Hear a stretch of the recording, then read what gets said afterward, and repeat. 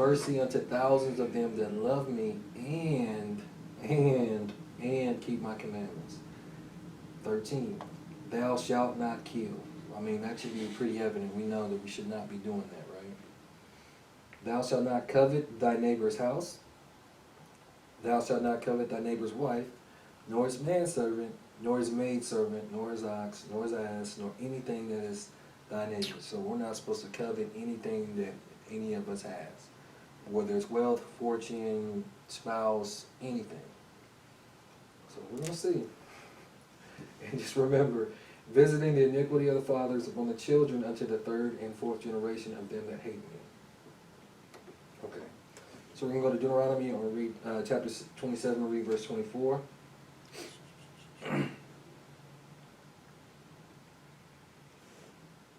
Cursed be he that smiteth his neighbor secretly, and all the people shall say, Amen, or Amen. So we know to try to curse someone or to trying to kill someone, whether it's openly or in secret, or even trying to set up a plan to kill somebody, you're going to be cursed behind that, because we ain't covenant with the Most High. And his word cannot return unto him void. So we're going to go back to Leviticus 19. Leviticus. Okay, and we're just going to read verses 15 through 18.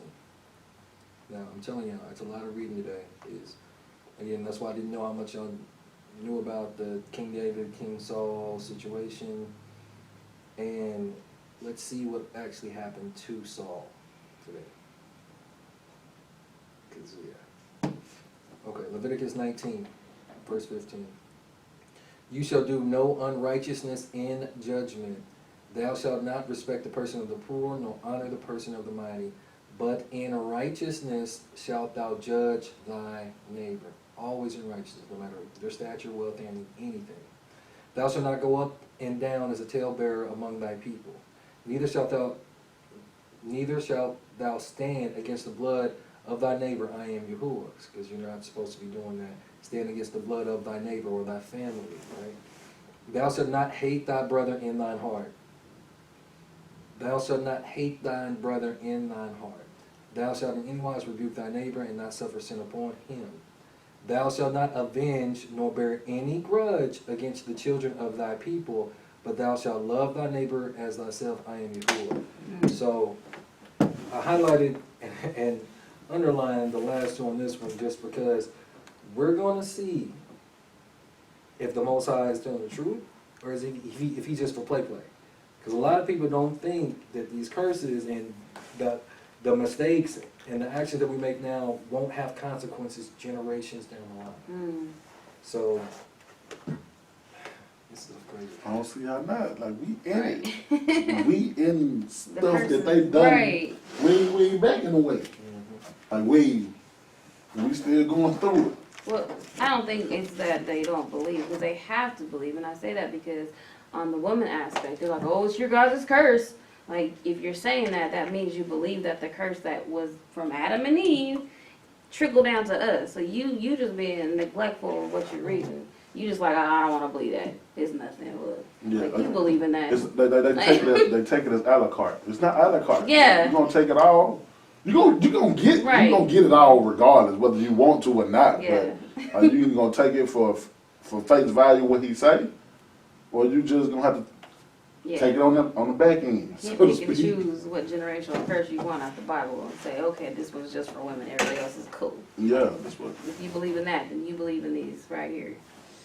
Okay, so we're going to go to 1 Samuel chapter 8. We're going to read this whole thing. There's a lot. I'm telling you today, it's a lot. 1 Samuel chapter 8. Man, when you get there, go ahead and start, you man. All right. Entirety, right? So basically,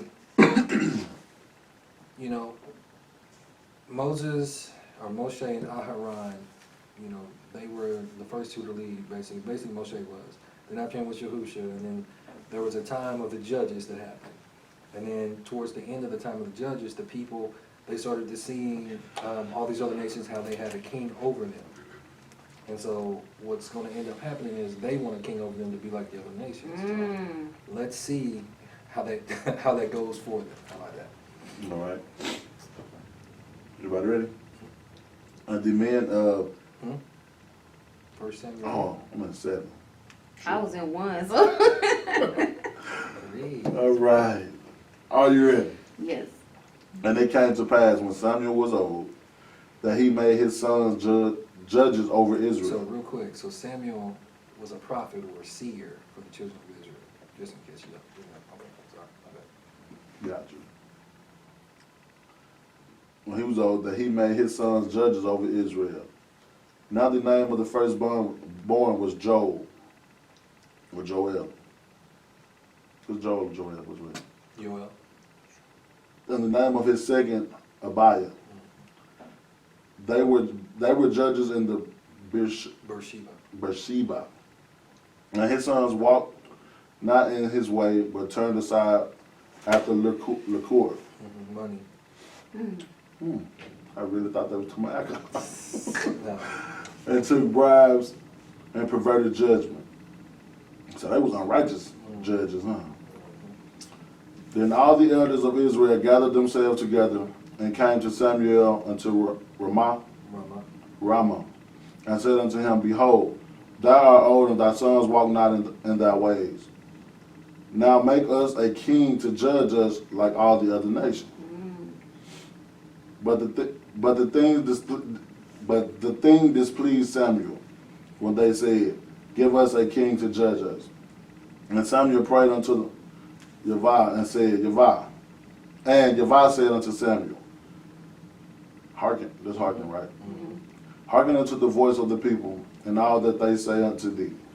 For they have not rejected thee, but they have rejected me, that I should not reign over them. Yeah, is that a little scary, the Most High saying that?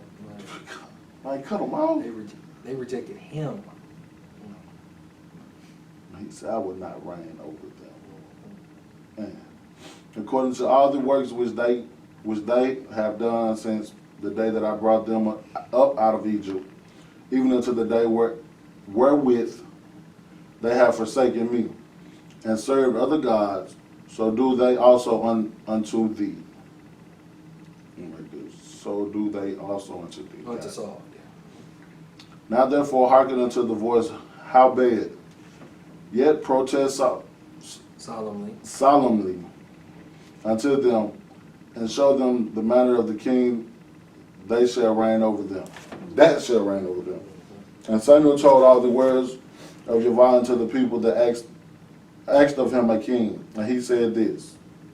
And he said, This will be the manner of the king that shall reign over you.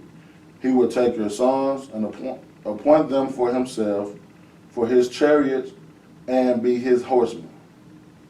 And some shall run before his chariots, and he shall appoint him captains over thousands and captains over 50s, right? And will set them to ear his ground, and to reap his harvest, and to make his instruments of war and instruments of his chariot. And he will take your daughters to be confectionaries, and to be cooks, and to be bakers. And he will take your fields and your vineyards and your oil yards, even the best of them, and give them to his servants. And he will take the tenth of your seed, and of your vine, and of your vineyard, and give to his officers and to his servants. And he will take your men servants and your maid servants and your goodliest young men, your asses, and put them to his work. He will take the tenth of your sheep, and ye shall be his servants. And ye shall cry out in the day because of your king, which he shall and ye shall cry out in the day because of your king, which ye shall have chosen you. And Yahweh will not hear you in that day. Excuse me. Nevertheless, the people refused to obey the voice of Samuel, and they said, Nay, but we will have a king over us, that we also may be like all the nations. It's crazy. And that our king may judge us and go out before us and fight our battles. And Samuel heard all the words of the people and rephrased them and rehearsed them into the ears of Yahweh. And Yahweh said unto Samuel, Hearken unto their voice, and make them a king. And Samuel said unto the men of Israel, Go ye every man unto his city. Okay, so whole point of Israel even having a physical king is because the people wanted it. And as Samuel said, they were already serving other gods. But now the only reason why they want a king is because they want to be like everybody else when we were created to be what? Set apart. So now we're going to find out about the other Saul. That's Wow. crazy. What? How would you want somebody to rule over you when you have like the Most High Yah in charge of you? Like Yeah, he you telling asked to them be like, in shackles, like literally.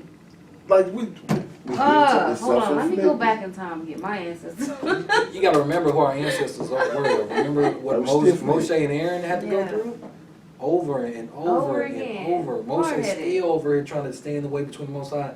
You know, I'm going to consume them in a moment. Like, the Most High, he don't be playing. He's like, okay.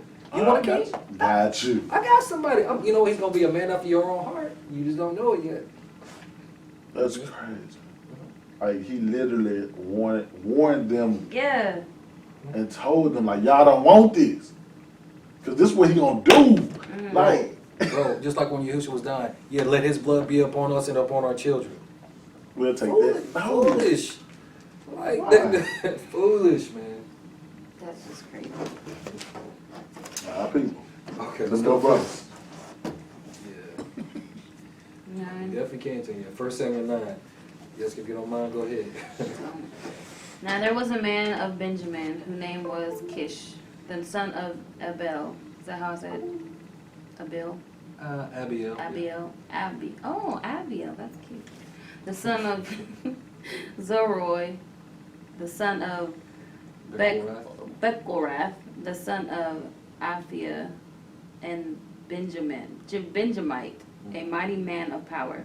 And he had a son whose name was Saul, a choice young man and a goodly, and there was not among the children of Israel a goodlier person than he. From his shoulders and upward, he was higher than any of the people. So what does that mean? Who can talk? He was tall. Dude. And the asses of Kish, Saul's father, were lost. And Kish said to Saul his son, "Take now one of the servants with thee, and arise, go seek the asses." As he passed through Mount Ephraim, and passed through the land of Shalisha.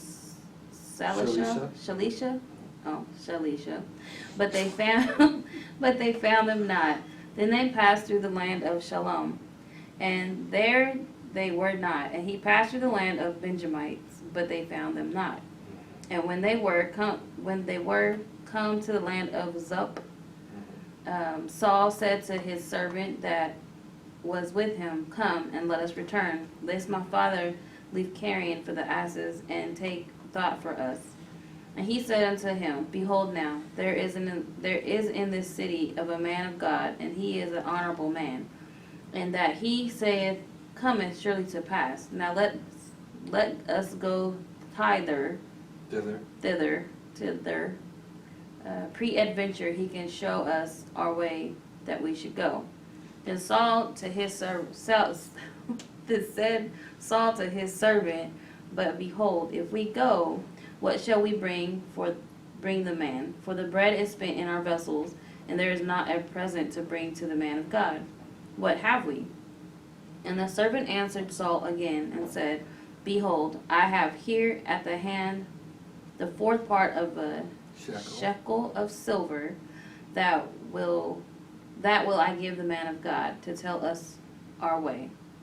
Before time in Israel, when a man went to inquire of God, thus he spake, "Come and let us go to the seer." Mm-hmm. For he that is now called a prophet was before time called a seer. Then said Saul to his servant, "Well said, come, let us go." So they went into the city where the man of God was. And as they went up the hill to the city, they found young maidens going out to draw water, and said unto them, "Is the seer here?" And they answered them and said, "He is. Behold, he is before you. Make haste now, for Haste. Haste. Make haste now, for he came to the day to the city. For there is a sacrifice of the people today in the high place. As soon as ye be come into the city, ye shall straightway find him before he go up to the high place to eat. For the people will not eat until he come, because the doth bless the sacrifice, and afterwards they eat that be bidden. Now therefore get you up, for about this time ye shall find him. And they went up to the city, and when they were come into the city, behold, Samuel came out against them, for to go up to the high place. Now the Most High had told Samuel in his ear a day before Saul came, saying, Tomorrow, about this time, I will send thee a man out of the land of Benjamin, and thou shalt anoint him to be captain over my people Israel, that he may save my people out of the hand of the Philistines. For I have looked upon my people, because their cry is to come unto me. And when Samuel saw Saul, the Lord said unto him, Behold, the man whom I spake to thee of, this same shall reign over my people. Then Saul drew near to Samuel in the gate, and said, Tell me, I pray thee, where the seer's house is. And Samuel answered Saul, and said, I am the seer. Go up before me into the high place, for ye shall eat with me today and tomorrow, and I will let thee go, and will tell thee all that is in thine heart.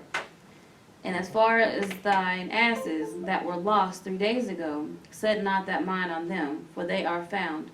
And on whom is all the desire of Israel?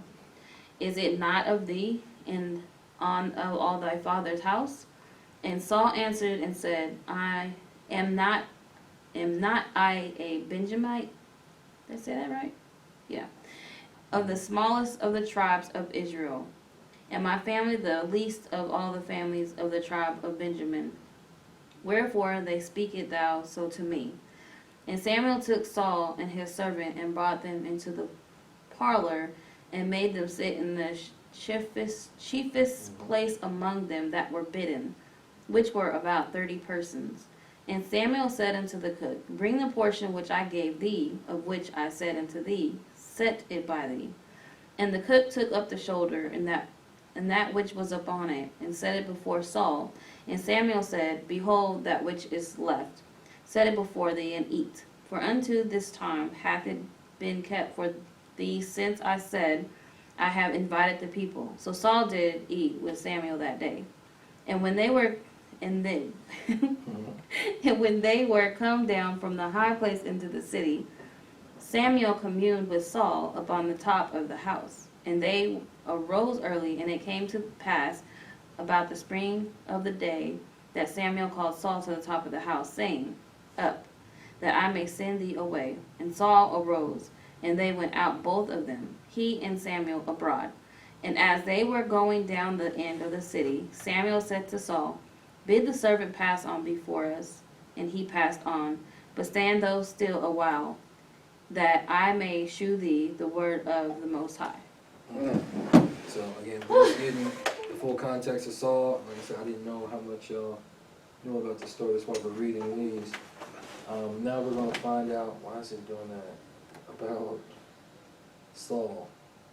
Well, ma'am, I think you'll really like it, because we're going to end up reading today where you'll see Saul has the Ruach of the Most High, and then another Ruach is going to come to him. Because remember when we were talking about Caleb, how the Most High said because he had another Ruach with him, he will be able to walk into the land. Mm-hmm. Well, Saul's got another Ruach, but it ain't the same. Mm-hmm. It is not the same. Okay, so I'll read this one. So, then Samuel took a vial of oil and poured it upon his head and kissed him and said, Is it not because Yahuwah hath anointed thee to be captain over his inheritance? Well, now departed from me today, then thou shalt find 2 men by Rachel sepulchre in the border of Benjamin of Zelzah, and they will say unto thee, The asses which thou wentest to seek are found, and lo, thy father hath left the care of the asses, and sorroweth for you, saying, What shall I do for my son? Then shalt thou go on forward from thence, and thou shalt come to the plain of Tabor, and there shall meet thee 3 men going up to the Elohim to Bethel, one carrying 3 kids, and one carrying 3 loaves of bread, and one carrying a bottle of wine. And they will salute thee, and give thee 2 loaves of bread, which thou shalt receive of their hands. After that, thou shalt come to the hill of Elohim, where is the garrison of the Philistines. And it shall come to pass, when thou art come hither to the city, that thou shalt meet a company of prophets coming down from the high place, with a psaltery and with a tabret, and a pipe and a harp before them, and they shall prophesy. And the Spirit of Yahuwah will come upon thee, and thou shalt prophesy with them, and shalt be turned into another man. And let it be, when these signs are come unto thee, that thou do as occasion serve thee, for Elohim is with thee. And thou shalt go down before me to Gilgal, and behold, I will come down unto thee to offer burnt offerings and to sacrifice sacrifices of peace offerings. 7 days shalt thou tarry, 7 days shalt thou tarry, till I come to thee, and will show thee what thou shalt do. And it was so. Then when he had turned his back from Shemuel, Elohim gave him another heart. And all those signs came to pass that day. So the Most High gave him a pure and clean contrite heart, right? He just gave it to him. And when they came thither to the hill, behold, a company of Nabis met him, or prophets. And the Ruach of Elohim came upon him, and he prophesied among them. And it came to pass, when all that knew him before time saw that, behold, he prophesied among the Nabis. Excuse me. Then the people said one to another, what is this that is come unto the son of Kish? Is Shaul also among the Nabis? Is he a prophet? And one of the same place answered and said, but who is their father? Therefore it became a proverb, is Saul also among the prophets? Because I guess he wasn't, you know how people do when they knew you from, well, I knew you way before. And when he had made an end of prophesying, he came to the high place. And Shaul's uncle said unto him and to the servant, whither went you? And he said, to seek the asses. And when we saw that they were nowhere, we came to Shemuel. And Shaul's uncle said, tell me, I pray thee, what Shemuel said unto you. And Shaul said unto his uncle, he told us plainly that the asses were found, but of the matter of the kingdom whereof Shemuel spake, he told him not. And Shemuel called the people together unto Yahuwah to Mishpah, and said unto the children of Yisrael, thus saith Yahuwah Elohim of Yisrael, I brought up Yisrael out of Mitzrayim, and delivered you out of the hand of the Mitzrayim, and out of the hand of all kingdoms, and of them that oppressed you. And you have this day rejected your Elohim, who himself saved you out of all your adversities and your tribulations. And you have said unto him, nay, but a king set over us, Amalek. Now therefore present yourselves before Yahuwah by your tribes and by your thousands. And when Shemuel had caused all the tribes of Yisrael to come near, the tribe of Benjamin was taken. When he had caused the tribe of Benjamin to come near by their families, the family of Matri was taken. And Shaul the son of Kish was taken. And they sought him, he could not be found. Therefore they inquired of Yahuwah further, if the man should yet come thither. And Yahuwah answered, behold, he hath hid himself among the stuff. And they ran and fetched him thence. And when he stood up among the people, he was higher than any of the people from his shoulders and upward. And Shemuel said to all the people, see you whom Yahuwah hath chosen, that there is none like him among all the people. And all the people shouted and said, this is where the British get it, Elohim save the king. Then Shemuel told the people the manner of the kingdom, and wrote it in a book, and laid it up before Yahuwah. And Shemuel sent all the people away, every man to his house. And Shaul also went home to Gibeah, and there went with him a band of men whose hearts Elohim had touched. But the children of Belial said, how shall this man save us? And they despised him and brought him no presents, but he held his shalom. So, again, we're just getting the backstory. We're not going to read because there's a lot more, but we'll skip a little before. We're going to go to chapter 13. Bam, when we get that. Go ahead. All right. I'm just going over to what you call it. Go ahead. Because I got the Hebrew right. It said Shaul was 40 years old when he began to reign. But they don't say it in the other one. No, it just say- doesn't. It doesn't say that on mine either. It said he reigned for a year. Hmm. But that's why I like reading both of them. True that. So Saul reigned for 1 year, and when he had reigned 2 years over Israel, Saul chose him 3,000 men of Israel, wherefore 2,000 were with Saul in Mikmash. Michmash, and in the Mount Bethel, and 1,000 were with Jonathan in Gibeah. Gibeah of Benjamin. And the rest of the people he sent every man to his tent. And Jonathan smote the garrison of the Philistines that was in Gibeah. And the Philistine heard of it. And Saul blew the trumpet throughout all the land, saying, "Let the Hebrews hear." And all Israel heard that Saul had smitten the garrison of the Philistines. What's a garrison? Like It's like a big troop, a big number of, a big organized troop of military, basically. He slayed them. That's what he did. Got a whole two. All right, got it. The Philistines, them were the giants, right? Mm-hmm. Okay. Nephilim seed. And all Israel said that Saul had smitten the garrison of the Philistines, and that Israel also was that Israel also had in abomination with the Philistines, right? Yeah, so they were doing the same things that the Philistines were doing. Gotcha. And the people were called together after Saul to Gilgal. And the Philistines gathered themselves together to fight with Israel, 30,000 chariots, 6,000 horsemen, and people as the sand which is on the seashore in multitude. All right. And they came up and pitched in Michmash, eastward from Bethhaven. When the men of Israel saw that they were in a strait, for the people were distressed, right? It's distressed. That's what it was. Don't judge me. No. The people were distressed.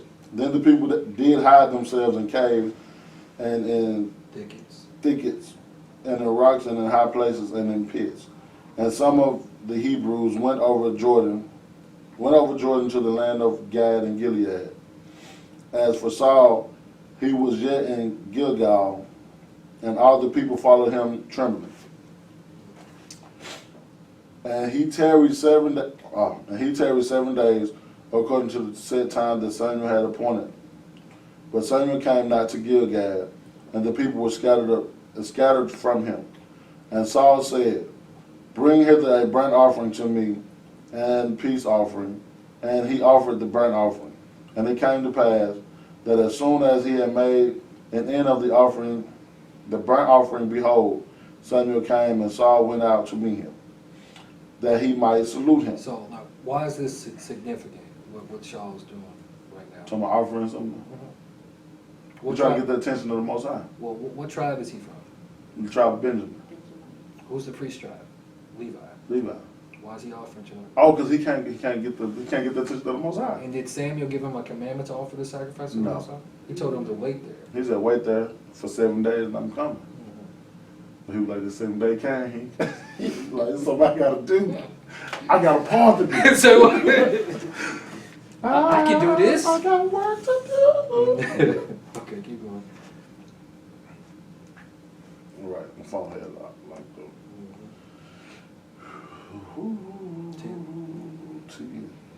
And it came to pass that as soon as he had made the end of the burnt offering, behold, Samuel came, and Saul went out to meet him, that he might salute him. And Samuel said, "What hast thou done?" And Saul said, "Because I saw that the people were scattered from me, and that thou camest not within the days appointed, and that the Philistines gathered themselves together in Michmash. Therefore I said, the Philistines will come down now upon me to Gilgal, and I have not made supplication unto the Most High. I forced myself therefore and offered a burnt offering. So now he's trying to make an excuse like, well, I had to force myself to do this. Like, I did not want to, I tried to wait on Yeah. you. Okay, Samuel said to Saul, thou hast done foolishly. Thou hast not kept the commandments of the Most High, thy Elohim, which he commanded thee. For now would the Most High have established thy kingdom upon Israel forever. All right. But now thy kingdom shall not continue. The Most High hath sought him a man after his own heart, and the Most High hath commanded him to be captain over his people, because thou hast not kept that which the Most High commanded thee. So just because he offered a sacrifice, because his heart's not right, made it an impure sacrifice, the Most High took the kingdom from him. Like, it could have been through the seed of Benjamin instead of through the seed of Judah. One mistake. Snatched. One impure sacrifice. But that shows you where his heart is, or his mind is, because, like you said, with him kind of rushing, being impatient, you can tell, like you said, he was trying to get, because he said the people scattered. So he was trying to hurry up and get the people instead of waiting on the Most High, who was our rock and our salvation. So we got to make sure that we're being patient, and then we got to have that heart check or that mind check, like, wait, am I doing this just because I want to, or is this what the Most High is actually telling me to do? Because literally, one mistake, one sacrifice, and he no longer get the kingdom. Like, it's over with. Samuel said, no, it's over with. It's over with. Let me take that. Let me get that back. Is that why, like in I think it's 1 Corinthians where it says to give from your heart or something like that? You know what I'm talking about? Mm-hmm. It's like, don't give because somebody's telling you. You gotta like give from your heart, and if Right. you don't, if it's not from your heart, you ain't clean. I don't want it. Yeah. And that's why. Because his intent was wrong. Because he was, the people are leaving, so let me offer this because they're gonna fall upon me. Like, no, the Most High anointed your head with oil and made you a Mashiach, because that's what anointed means. It's the word Mashiach. Made him Mashiach, and he didn't trust in that. Okay, keep going. I think you're on 15. Yeah. All right. And Samuel arose and got him up from Gilgal unto Gibeah of Benjamin.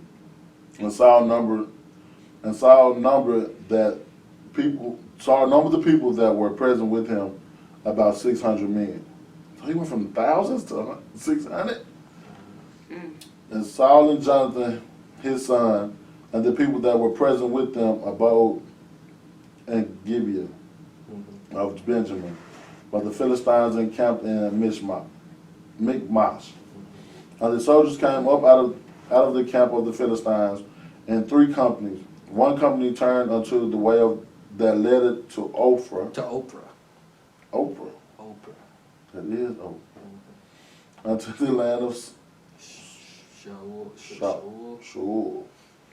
Another company turned the way to Betharam, and another company turned to the way of the border that looketh to the valley of Zeboim, toward the wilderness.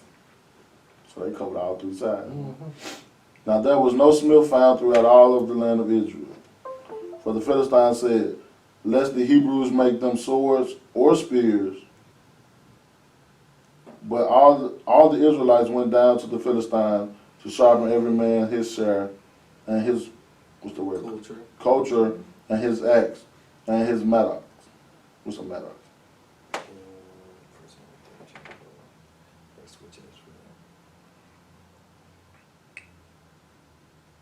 What verse? That was 13.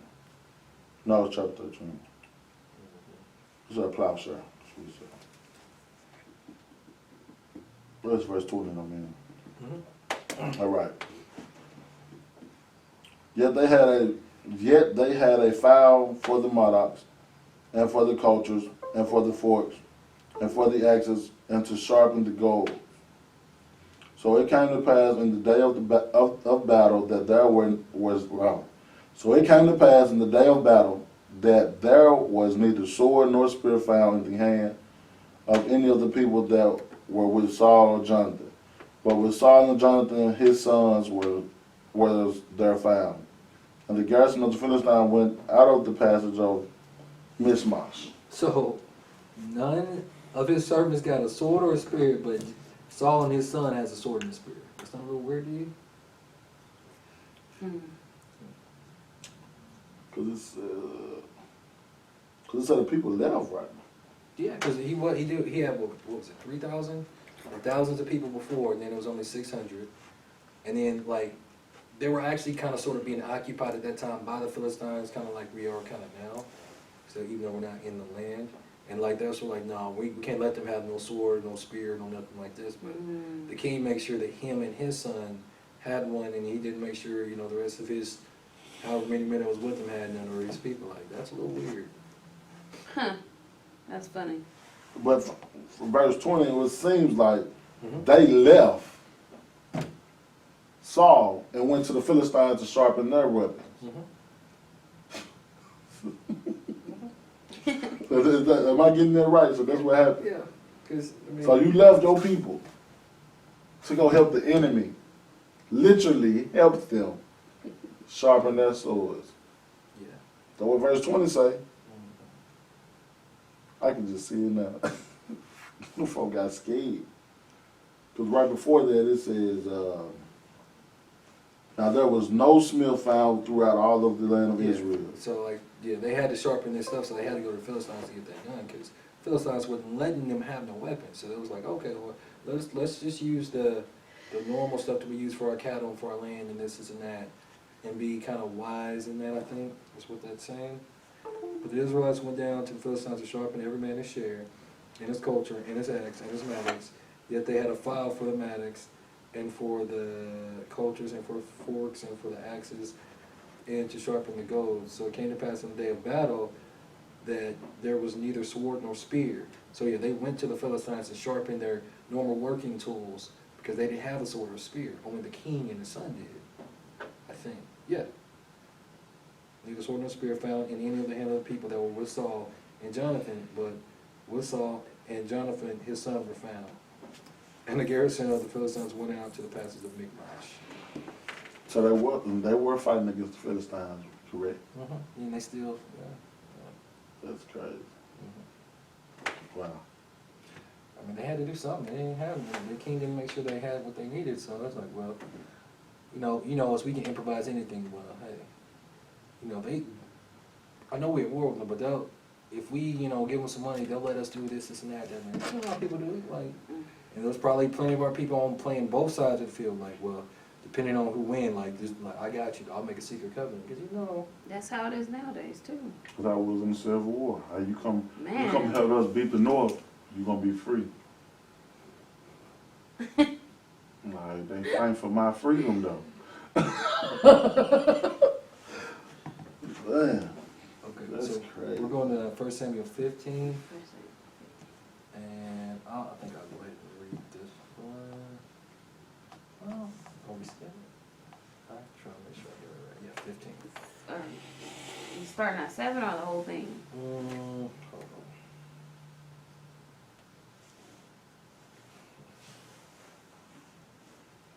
on. Okay, you know what? Yeah, we're gonna read the whole thing, because at first we weren't. But yeah, I'll read it. This is a long one.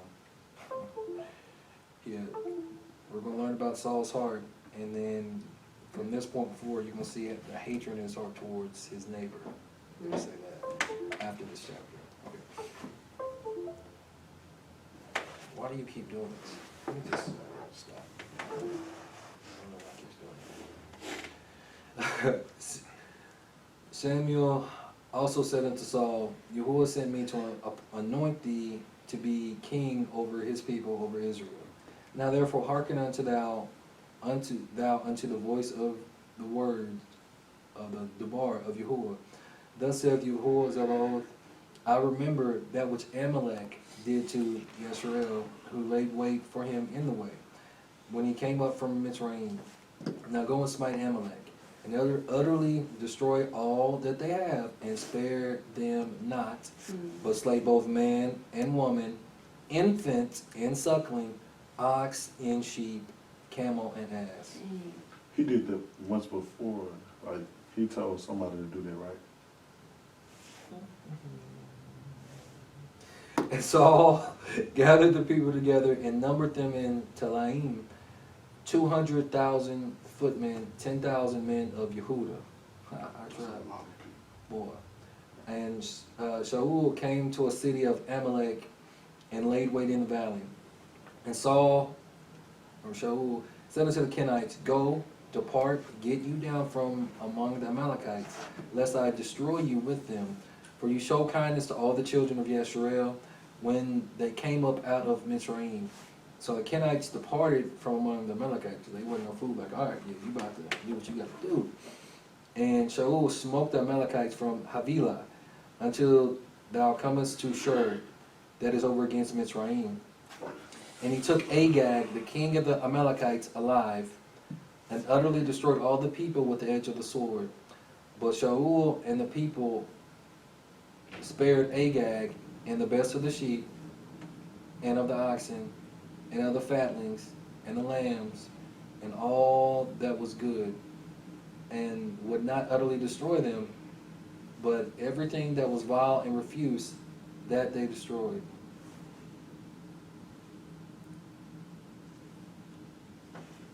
Oh, yeah. Did that happen before? Hmm? That happened. Because I remember reading or sitting in on a reading of something similar to this nature. I don't think it was this. Let's keep reading, maybe it is. Then came the word of Yahuwah to Samuel, saying, It repenteth me that I have set up Saul to be king, for he is turned back from following me, and have not performed my commandments. Mm-hmm. And it grieved Shamuel, and he cried unto Yahuwah all night. And when Shamuel rose early to meet Shaul in the morning, it was told Shamuel, saying, Saul came to Carmel, and behold, he set him up a place, and is going about, and passed on, and going down to Gilgal. And Shamuel came to Shaul, and Shaul said unto him, Blessed be thou of Yahuwah, I have performed the commandment of Yahuwah. Did he perform it? He just lied. Like, no, he said he performed it, right? Wow. Just like, oh, no, I just offered this sacrifice because the people were scattered, so I didn't want to, Philistines to follow up on me without the Most High being with you. You were anointed. Like, why don't you just obey the commandment? Like, he just told Sam. So now he just lied. He just flat out lied, right? Okay. Samuel, he wasn't no punk, though. Check this out. Blessed be thou of Yahuwah, I have performed the commandment of Yahuwah. And Shamuel said, What meaneth this bleating or this noise of the sheep in mine ears, and the lowing of the oxen which I hear? And Shaul said, They have brought them from the Amalekites, for the people spared the best of the sheep and of the oxen to sacrifice unto Yahuwah thy Elohim, and the rest we have utterly destroyed. Now this is the king.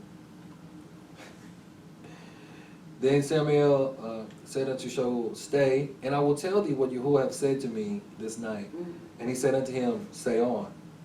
You should have just ran. And Shemuel said,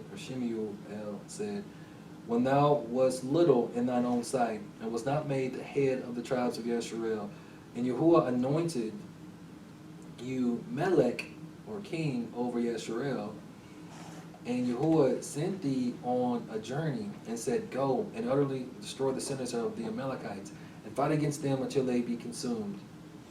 Wherefore then didst thou not obey the voice of Yahuwah, but didst fly upon the spoil, and didst evil in the sight of Yahuwah? And Shaul said unto Shamuel, Yea, I have obeyed. And Shaul said unto Shamuel, Yea, I have obeyed the voice of Yahuwah, and have gone the way which Yahuwah sent me, and have brought Agag the king of Amalek, and have utterly destroyed the Amalekites. Did he obey it? No. But the people took of the spoil, sheep and oxen, the chief of the things which should have been utterly destroyed, to sacrifice unto Yahuwah thy Elohim in Gilgal. And Shamuel said, Hath Yahuwah as great delight in burnt offerings and sacrifice, as in obeying the voice of Yahuwah? Behold, to obey is better than sacrifice, and to hearken than the fat of rams, because obedience is better than sacrifice. For rebellion is as the sin of witchcraft, we learned last week. And stubbornness is as iniquity and adultery. Because thou hast rejected the word of Yahuwah, he has also rejected thee from being king. So it's the second time he's telling them this, that he's rejected from being king. Go ahead. No, I'm just saying. So at this point in time, he's still the king. But he's telling them, the kingdom gonna be taken from you. Oh, now you did this, you for sure ain't gonna be king. Oh, it's over with. Like, yeah, that's what It's over with. I'm Yeah, just it's talking over about with. like you ever got chastised by your parents. I'm saying chastised instead of beat, but I'm like, this why you ain't going nowhere. Like this whole week, and that's why you ain't going, and that's why you ain't going nowhere. You just tell me that. And you told me that Monday, but I'm just letting you know, cause the way you acting, that's the reason why you ain't going nowhere this weekend. Wow. But that's what you tell me. All right, but you know, this why you weren't king, right? It's amazing. Okay, go ahead. And Shaul said unto Shemiel, I have sinned, for I have transgressed the commandment of Yahuwah, and thy words, because I feared the people, obeyed their voice.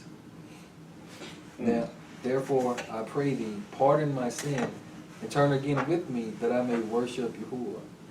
And Shemiel said unto Shaul, I will not return with thee, for thou hast rejected the word of Yahuwah, and Yahuwah hath rejected thee from being Melech over Yisrael. And as Samuel turned about to go away, he laid hold upon the skirt of his mantle, and it rent. And Samuel said unto him, Yahuwah hath rent the kingdom of Yisrael from thee this day, and hath given it to a neighbor of thine that is better than thou.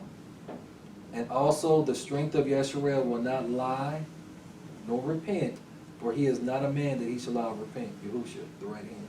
Right power. Then he said, I have sinned, yet honor me now, I pray thee, before the elders of my people, and before Yisrael, and turn again with me, that I may worship Yahuwah thy Elohim. So Samuel turned again after Saul, and worshipped Yahuwah. Then said Shemiel, bring you hither to me Agag, the king of Amalekite. So this is a prophet, a seer. And Agag came unto him delicately.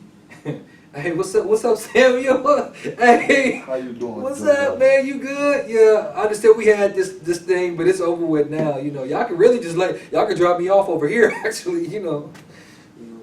Agag said, surely the bitterness of death is past. You know, me and old King Saul, right. we good. We good. He killed my people. Y'all kept the stuff alive. You know, ain't nothing between us. And Shemiel said, as thy sword hath made women childless, so shall thy mother be childless among women. And Shemiel hewed Agag in pieces before Yahuwah in Gilgal. What does hewed mean? Man, chopped them up. Bruh, a prophet. A prophet was that righteous, zealous for the Most High. Like, nah, Whoa. you gotta die. Because if they would have left Agag alive, then the whole nation, ain't no telling what, they probably would have went back into captivity right then and there. Like, no, that's it.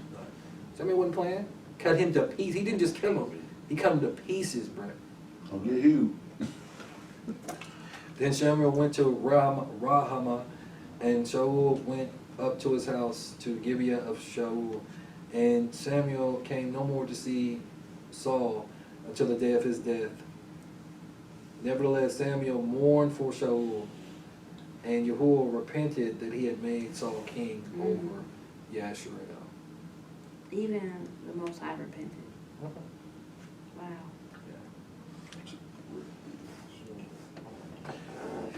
He wishes he wouldn't have made him king.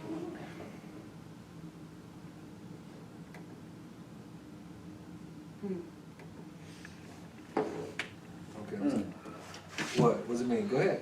Those are to be sorry, console oneself, repent, regret, comfort, be comforted. Then it went down to say, be moved to pity. So you can just say, or to suffer grief. Cause you like, cause this was his people. Like this his baby. You're like, why I do that? Like, you know what I mean? Like, he loved her so much that he basically had to. But, like, you know, but why did he repent though? Because the people rejected him, and so he gave them a king after their own heart. It wasn't after his own heart. It wasn't after him. No, he knew it. But that's why he was like, oh man, 'Cause I gotta be a man of my word. So, okay, if y'all want a king over you, Yeah, this is what the they type asked of for. king y'all gonna get.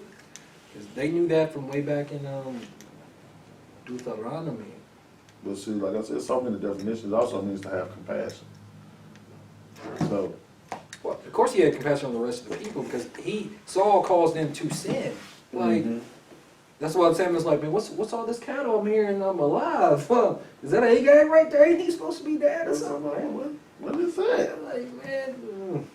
Just like we always get in our own way. Oh my goodness. Oh, we're going to 1 Samuel 18.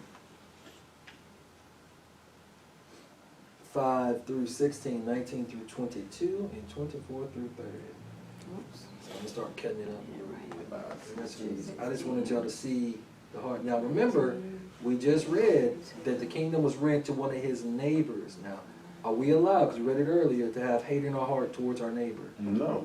No. We're not supposed to be covetous, envious, anything towards our neighbor. We know we're not supposed to kill anybody or even attempt to try to kill somebody lying in wait and this and that. So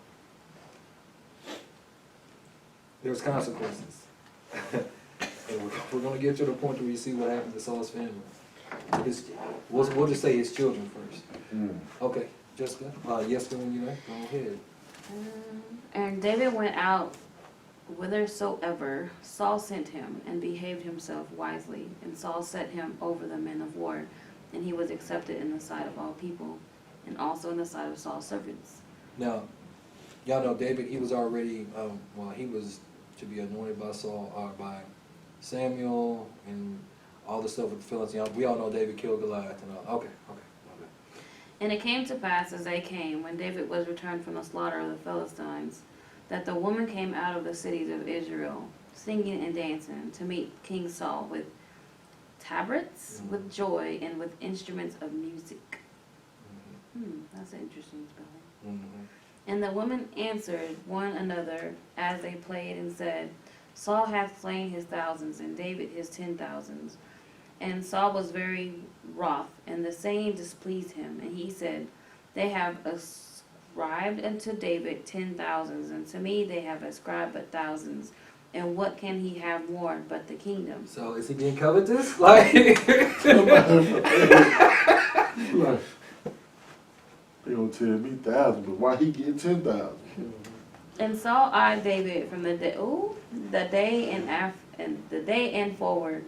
And it came to pass on the morrow that the evil spirit from God came upon Saul, and he prophesied in the midst of the house. And David. Wait. He did what? Now read that again, really slow. Okay. Please. And it came to pass on the morrow that the evil spirit from God came upon Saul, and he prophesied in the midst of the house.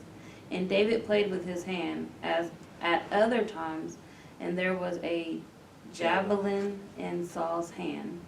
Because the Most High just said that the Most High sent him an evil spirit, and you can prophesy through evil spirit. So that's when people always be talking about, yeah, I got the Holy Spirit. I'll be like, man, I don't know what you're going through. Because sometimes you can just feel like something, like you can tell something's off.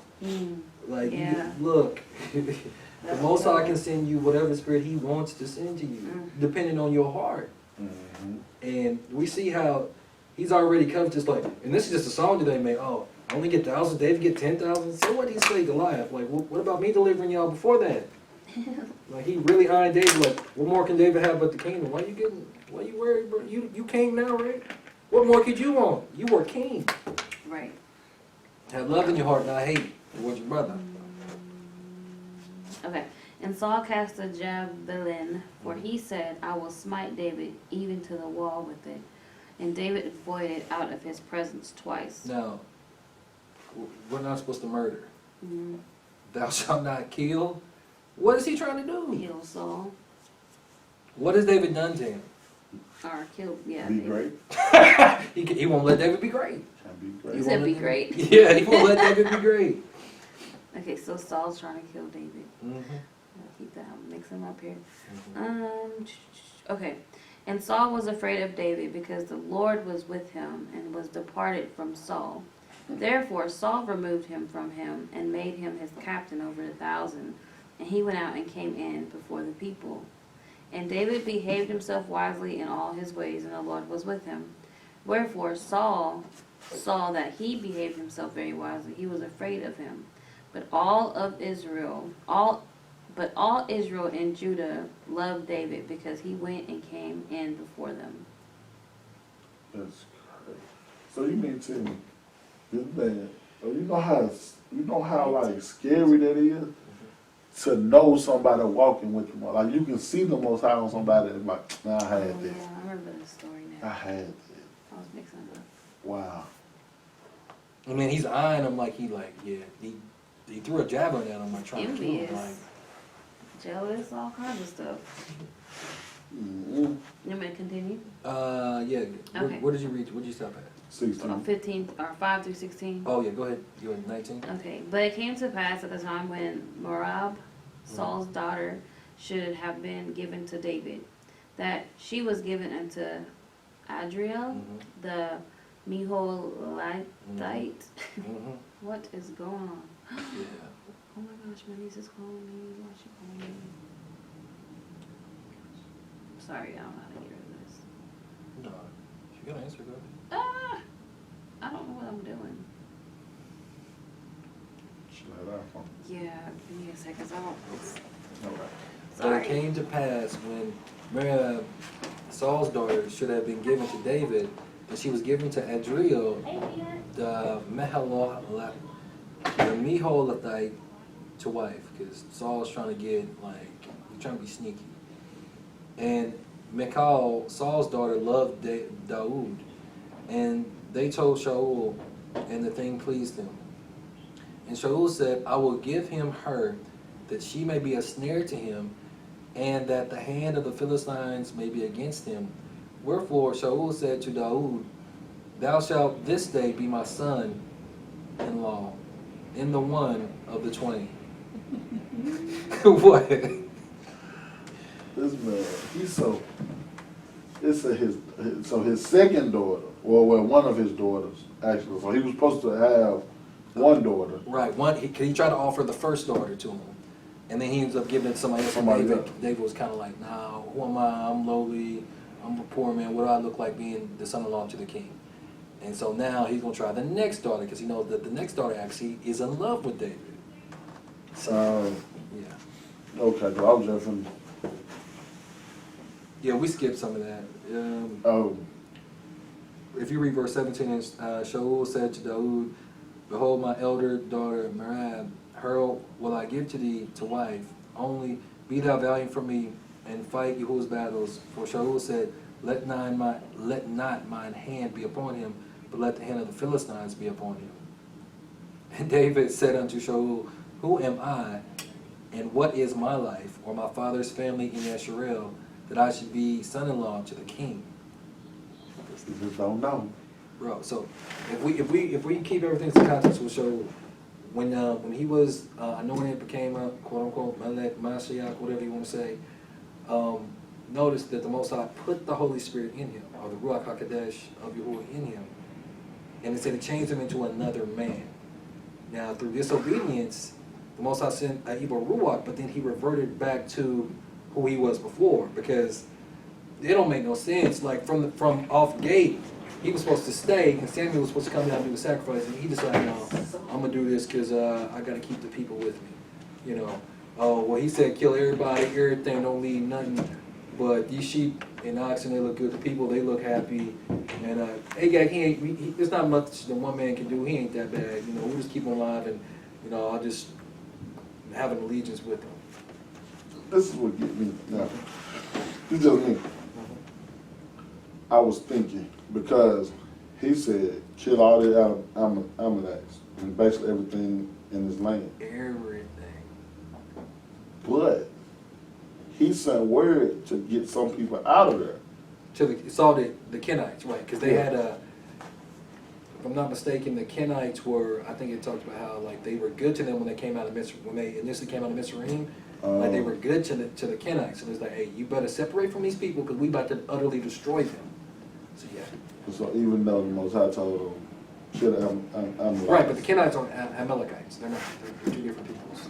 They just in the land. Right, they just live in, just like in America. We got a lot of people from different nations living here. I mean, even like in the land of the Philistines, there were different peoples from different nations. Gotcha. Yeah. Yeah. When he said do something, I said, "Man, you better do it." Bro, like, and you gotta think, why would the Most High say kill all the oxen and cattle?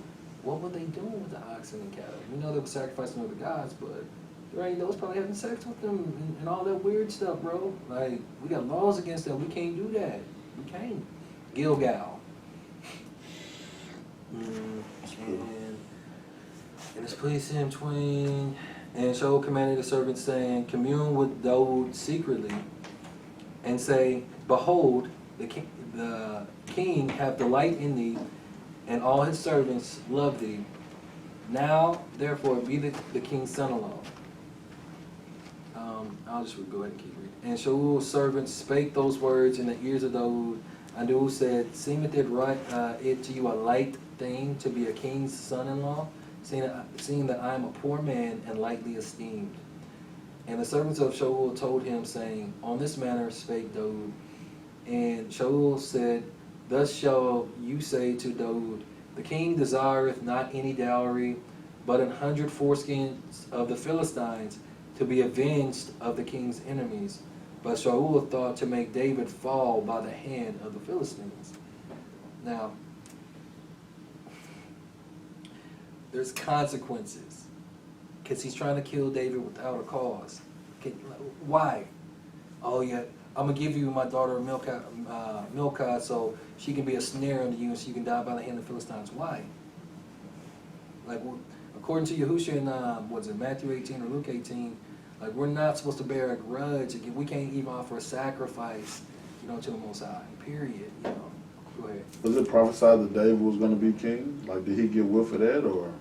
Oh, he knew. He could tell. I mean, he knew the Most High was with him. And because Samuel I had already told him what? The kingdom was done. It's over with for you. Like, You like yours, man? yeah, like, it's over with,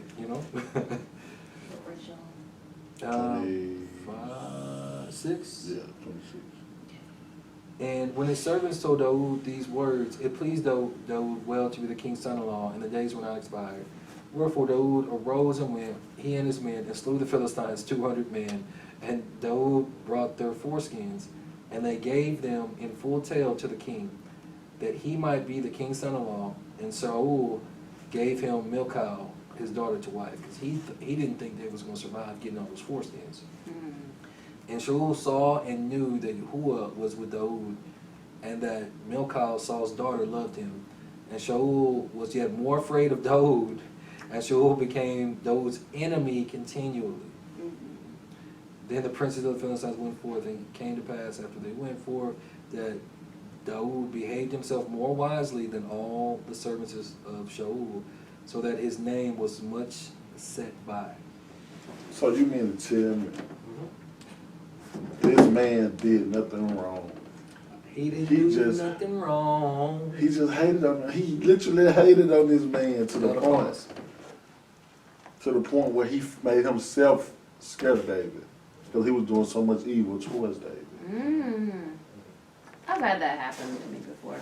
That's crazy. Kid you not, got pulled in the principal's office and said nothing to this girl. I was just like, what? Yeah. She probably started anointing on your life. Apparently, but I was like, whoa. But it still happens to this day, though. People will hate on you and don't even know you and never said hi. They was looking like, I don't like that person. You're like, what did I do? Your spirit, you even right? know their name? Your spirit, right? They just got another ruach, Yeah. Started sending them the evil one, like, yeah, right. You got another one. Look, let's go to 19. 19. Oh, Samuel 19. And we're going to read verses 1 through 2, 4 through 7, 9 through 18, 20 through 21. Right. So, I'm going to write this down because I'm not going to remember all that what you said. Okay, all right. 4 through 7, 9 through 18, 22 through 20. Because at one point I was like, man, we should just read all of these, and I was like, okay, we'll read to get some backstory and context, and then I'm like, okay, we can start chopping up a little bit, because some of these are wrong, but Yes. like these are for our learning though. Like if you don't read it, you don't know. Like, and I just kept, I don't know why, it was just like, no, you need to read these today. I'm like, all right, yeah. That's a little bit, Mm-hmm. Okay. And Saul spake to Jonathan his son, and to all his servants that they should. So he went from trying to get somebody else to kill him. And he said, "My listen, son, your servant got to take him out. I got to do something about him." What did he do? What did he do? He slept. All he did was killed a giant Nephilim seed and had a song made about him. That's it. That's all he did. And he didn't make the song. Wow. He killed one person. And then everything else he did leading up to that was, you sent him on these missions. He was doing basically what you tell him to do. Do as I say, not as I do. I don't know what this man probably. Okay. This man's like, he bad. Bro, that's why the Most High was repenting. Like, man, I gotta give the people what they want. Oh. Yep. Oh. It's like parents though, like as a parent, like especially with your adult children, like you tell them and you keep telling them, you like, okay, this was gonna happen. I'm like, all right, you know, fine. You step back and you're just like, Father, forgive me. It's in your hands now. Like, not that you like it, not that you like the decision. You don't even like spanking your kids. Like, you know, you're like, man, I feel bad. But they have to be disciplined. Yeah. So, Yeah. it makes sense. But Jonathan, Saul's son, delighted much in David. And Jonathan told David, saying, Saul, my father, seeketh to kill thee. Now therefore I pray thee, take heed to thyself until the morning, and abide in the secret place, and hide thyself. Secret place of the Most High. Shall abide in the shadow. Keep on, go ahead. And Jonathan spake unto David, unto Saul his father. And Jonathan spake good of David unto Saul his father, and said unto him, let not the king sin against his servant, against David, because he hath not sinned against thee, and because his works have been to the word very good. To the second line. Well, keep No, reading. Keep no, I'm reading. saying to seven. Yeah, keep going. Yeah. For he did put his life in his hands, and slew the Philistine. And Yahweh wrought a good salvation, right? Great salvation. Wrought a great salvation for all Israel that sawest it, and didst rejoice. Wherefore then wilt thou sin against innocent blood, to slay David without a cause? And Saul hearkened unto the voice of Jonathan, and Saul swore, as Yahweh liveth, he shall not be slain. And Jonathan called David, and Jonathan showed him all these things, and Jonathan brought David to Saul, and he was in the presence and he was in his presence as in the past time. So he basically just swore by the Most High that ain't no harm or nothing gonna come to David. Nothing. Don't tell me he started again. No, I ain't gonna tell you nothing. Keep reading. Verse 9. No, go ahead and read it. Go ahead and read it. And there was war again, and David went out and fought with the Philistines and slew them with a great slaughter, and they fled from him. And the evil spirit of the Most High was upon Saul, and he sat in his house with his javelin in his hand, and David played with his hand. And Saul sought to smite David even to the wall with a javelin, but he slipped away out of Saul's presence, and he smote the javelin into the wall, and David fled and escaped the night. So wait, he just swore by the Most High, that David's not gonna die. He's not gonna be killed. Nobody's gonna try to kill him. No harm's gonna come No to harm's him. gonna come to him. And then the Most High sends with an evil ruach, so he just sinned again. And then he swore by the Most High. Like that's something you got to be careful about, because they really knew his thing back then.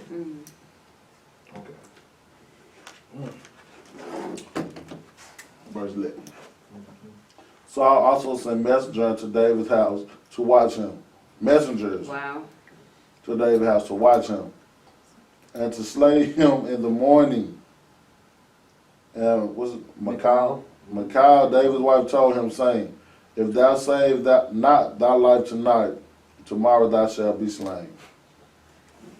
So Michal let David down through a window, and went and fled and escaped.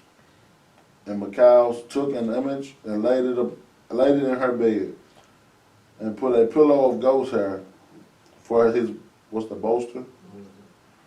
And covered it with the cloth.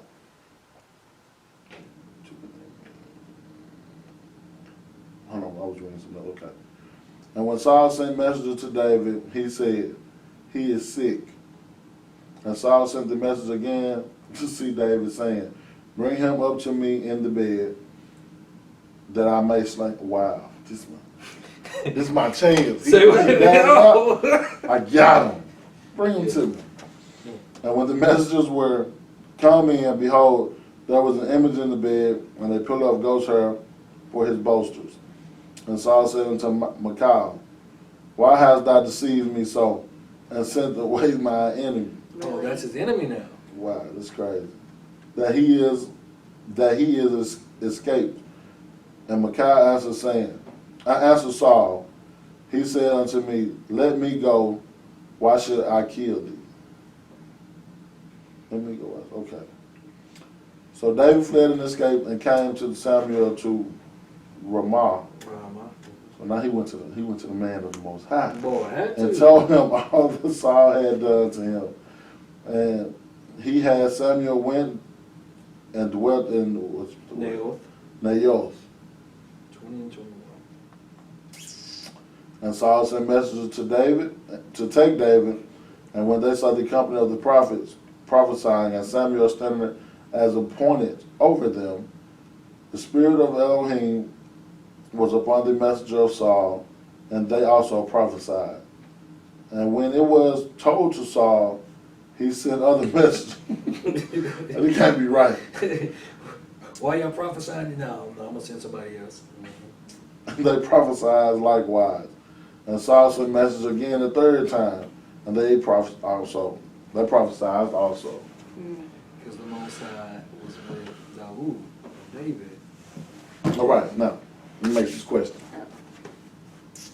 Does it give any backstory of, like, because like you were saying, it was like the Most High sent the evil spirit, and then that's when he sinned against David. So. We read it. I know what I'm saying, but I'm like. I don't understand the question. Because, like, if the Most High sinned, like, kind of like it was out of his control, is it because he was sinning? The reason why the Most High sent that evil spirit? No, because, like, once Samuel told him the first time that the kingdom was rent from him, because of how wicked his heart really was, at the Most High's bidding, that evil spirit was coming to him. Sent from the Most High. Just like, what was it, was it Jeremiah's time? I'm trying to remember. Prophesying through Baal. No, that's not what I'm talking about. But no, in the book of Job, like, in other books, literally, there will be a council of the Malachim or the angels or whatever. And sometimes the Most High will be like, how are we going to take such and such out? And one of the angels will literally be like, oh, I'll be a lion spirit in this, man's mouth or whatever. Because he'll send that evil spirit to them. Because this Benjamite couldn't do it. Like, his heart just wasn't right. But now you're saying about a backstory about... No. Yeah, I'm like, because you know how, like, so the story about Joseph, and then, like, you go read Jasher and Jubilees, like, it gives you, like, a in-depth. See, there's not that, because Jasher only goes through Moses. Right. It only goes, I think it goes up to Joshua. And there's not anything after that in Jasher, because trust me, I've looked. And I even looked into the Book of Jubilees, but I don't even think the Book of Jubilees even goes as far as Jasher does. But no, at least as of right now, there's not anything I can find. But now we're starting to understand why David had all these psalms and was calling out and praying out to the Most High. This is what he was talking about. He just hated it without a cause. I don't know if y'all read the whole book, but like, this stuff is just crazy. And then the Most High you'll see. We'll see what the Most High does. But now I was just saying because, like you said, like, of course he was doing evil on his own, but it's like the spirit, like the Most High sent the evil spirit. So it was like one would say, okay, well, that spirit that, it made me do it. So like I had no control because, like you said, I don't know. That's what I took out of it. But where in any of this do you see Shaul even trying to reach out to the Most High. Know what I'm saying? Like I said, so he was already evil. So you want to be evil? I got something for you. And when the Most High wants, he'll harden your heart, just like he did Pharaoh, and that's what he's doing to Shaul right now. Harden his heart. He's not trying to call out. He's not trying to pray. He's not trying to do anything. He's like, man, I just got to get David, man. If he just stay, oh man, I almost had him with the javelin that time, man. I know if I get one more look, just all I need is one more look. That's it. That's all I need. Gotcha.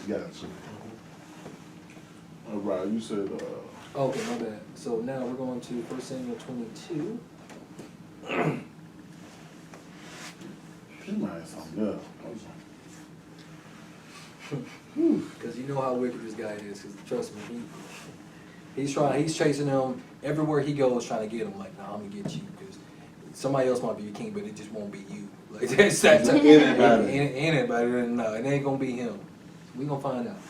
So 1 Samuel 22 verses 1 through 2 and 6 through 20. All right. I get it. You sure? Yeah, I need to learn how to. You need Because my reading, once I start reading, it get a little better. Oh. I can read. You gotta redeem I can yourself, read, basically. yeah. All right, verse 1.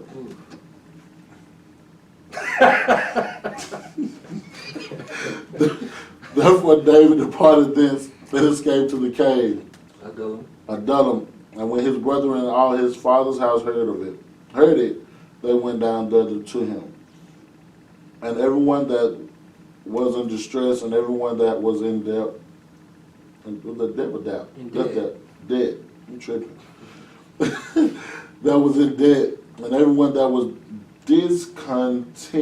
contented. There you go. Now it's a dash that they get me every time. No Guys, no. shut up. Not even. I'm just saying. All right, discontented gathered themselves unto him, and he became a captain over them.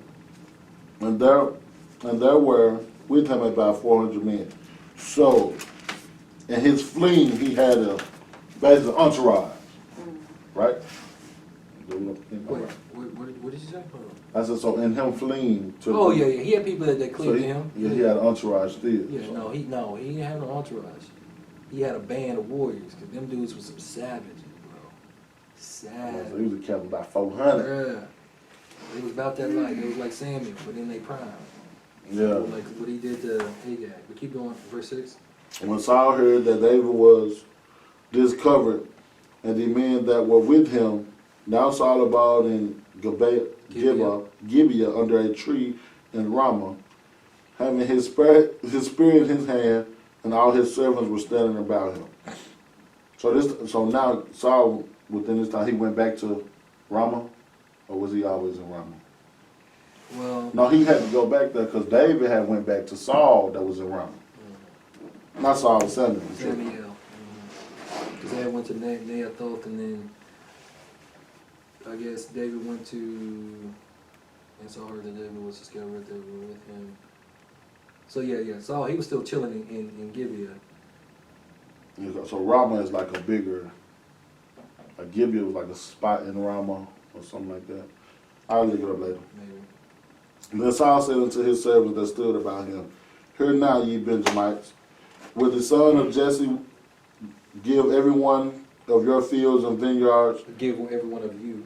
give every one of you, fields and vineyards, and make you all captains of thousands and captains of hundreds. So you're trying to bribe him. That all of you have conspired against me, and there is none that showeth me that my son hath made a legend with the son of Jesse. The league. With the son of Jesse. And there is none of you that is sorry for me, or showed unto me that my son has stirred up my servant against me, to lie in wait as at this day. Then answered Doeg the Edomite, The enemy. which was set over the servants of Saul, and said, I saw the son of Jesse coming to Nob, to Ahimelech, the son of Ahitub. So, who was Edom? Edomites. Edom he's the natural enemy of the children of Israel. Now, I want you to read that verse again. Yeah, I said he put him as a servant. I'm over the servants. Is that not a little weird? Yep. They're like, why would? Well, never trust our enemy like that. That's a little. And then he tried to say these people went against, conspired against me. Like, no. Because you know some of the servants had to be Israelites. Why would you put an Edomite, a servant, above your own People. Okay, just saying. Okay. Yeah. Probably. I'm like, oh, Edomite. All right. And he inquired of the Most High for him and gave him victual. What's that word? Victuals. Victuals. That's food. You saying? And gave him the sword of Goliath the Philistine. Then the king sent to all To call Ahimelech, that's right. The priest, the son of Atub, and all his father's house. The priests that were in Nob, and they came all of them to the king. And Saul said, Hear now, thy son of Atub. And he answered him, Here I am, my lord. And Saul said unto him, Why have ye conspired against me, thou the son of Jesse, and that thou hast given him bread and a sword, and hast inquired of Elohim for him, that he should rise against me to lie in wait as that this day. Hold on, let me get this right. So then I thought Saul gave them. Huh? Am I misinterpreting What? something? What? So I thought Saul gave this man this, but okay, never mind. No. But Saul's talking about everybody's conspiring against him so David can lie in wait and destroy him. But that's what Saul's literally been trying to do, trying to catch him unaware so he can kill him. A little hypocritical. I mean, it's a lot of hypocritical for no reason, all because he killed a guy. Oh, okay, got you. So the Edomite had told him that this man did this. Got you. Yeah, that's what I say. Is it not a little weird trusting your enemy like that? Having him that close, be the head servant? Right. And then he said, You inquired God,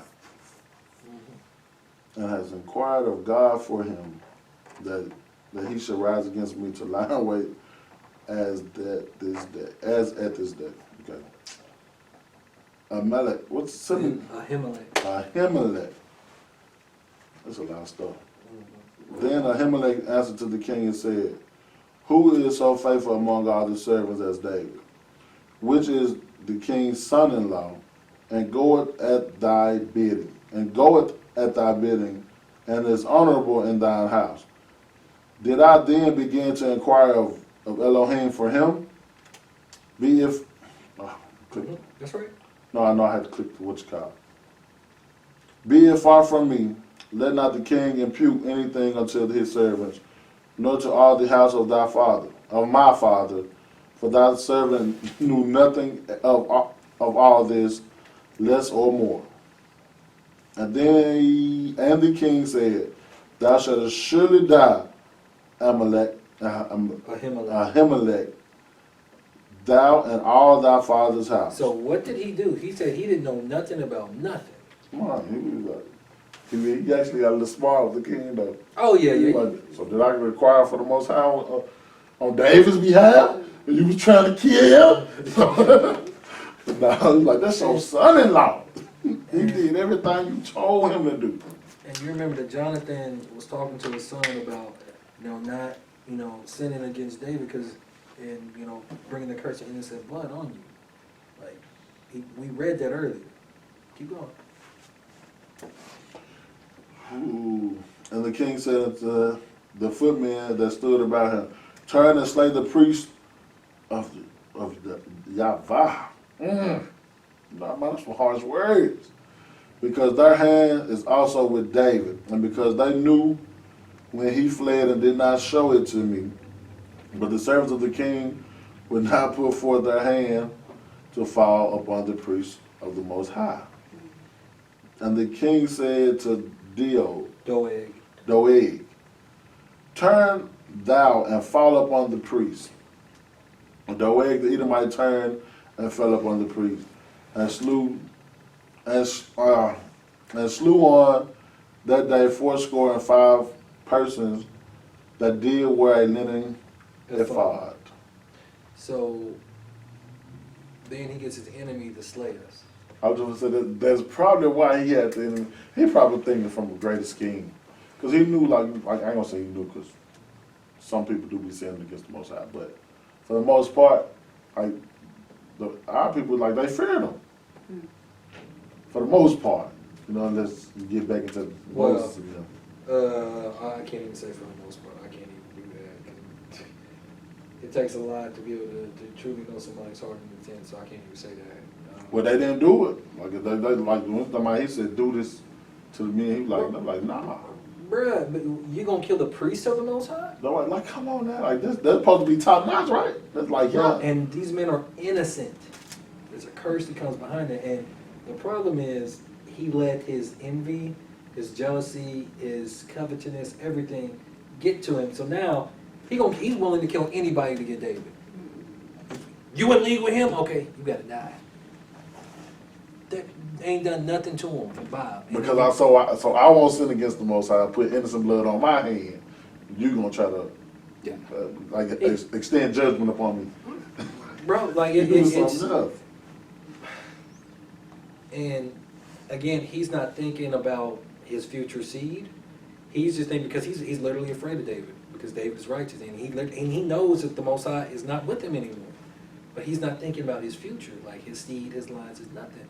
And he let all that stuff fester and grow, and that fear just kept growing in him, and that hate in his heart towards his neighbor just kept growing in him and growing in him. That he's willing to kill innocent priests of the Most High. Like that has generational repercussions, man. Like we got to be careful what we do because it could be the next generation. And then let's say you have 3 or 4 kids, and then one of your kids keeps it going another. We talked about up to 7 or even longer. It could be perpetual because we hope this is our last captivity. This may not be for everybody. So, I know, man. Give me heartburn thinking about it. Bro, it's because people just hold on to stuff for so long. And I'm like, do the person even know that they did you wrong or did anything to you? I mean, we just be holding stuff, and then out of nowhere we'll just explode on somebody that doesn't even deserve it. Like you said, and a lot of times they literally did nothing to deserve our so-called wrath. Mm-hmm. Like it's self-inflicted. We're jealous of the blessings that God bestows upon our life. People, instead of being thankful for what the Messiah has given us and Right. asking for him to give us more than we can actually and that's what I'm saying. Like you said, like why hate on me when you can have more than I can have? Literally, like you said, might be. Now look at brother over there being blessed. Yeah. Most High bless me too. Exactly. I'm telling you, I ask for what I want. I'm telling you that right now. You see that all the time though, especially in these traditional churches. Like somebody get a new car, and like, I wonder where they got that from. Like, like why wasn't that mark on that? Like you like what? Like you should be happy that they got a new car. Like yes. I did a joke. I been telling people. I said, church haters. The first thing that everybody ain't able. Ooh, first lady work. That is what they say. Everybody ain't able. But it's crazy because they're speaking that over their life. Everybody ain't able. Everybody is you because you keep telling yourself that you're not able to get that. Don't put me in a box like you want to be put in a I box. see your pastor. Ooh, what's that? Ooh, that's 07 Cadillac here in 2021. That's 07 Cadillac. Ooh, everybody ain't able. Like, nah. Wow. They be slick with that too. I told you, I'm gonna say about that. You hear that in church, they hating on you. You're right about that. That's so funny. All right. You finished And now, 19? 19, yeah. And now the city of the priests smote he with the edge of the sword, both men and women, children suckling, and oxen and ass, and sheep with the edge of the sword. And one of the sons of Ahimelech, the son of Atub, named Abiathar, escaped and fled after David. So he wants to kill man, woman, children, Oxen, beast, and everything. oxen Wow. to slay the priest. But he wouldn't do it to keep his own kingdom. I'm like, That's crazy. So backwards. prime example of, like you said, you doing it for the wrong reason, basically. Yeah.